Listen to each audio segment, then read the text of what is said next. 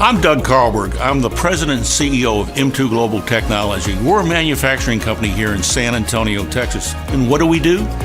We make aviation parts or aircraft parts for the defense industry. We really do some cool stuff here. We do a lot of parts for Lockheed Martin on their 5th generation fighter. That's the one that's going out in the field today.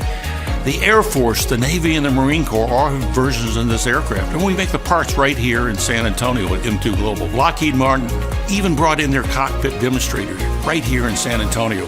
And here is the news clip that was on the local TV station. Take a look.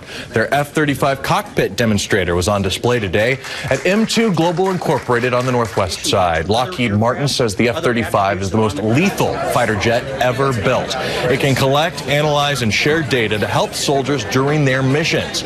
Republican Congressman Tony Gonzalez there giving the keynote address, and also he got in the cockpit, as you just saw. With a great aerospace presence here in San Antonio, that partnership means M2 will be doubling its manufacturing space, bringing more jobs to the city. We can draw more business to San Antonio. It's a great place to work. Texas, with their cost structure and no taxes, is really a great place to bring companies in. And San Antonio does a great job, and Bexar County does a great job promoting that.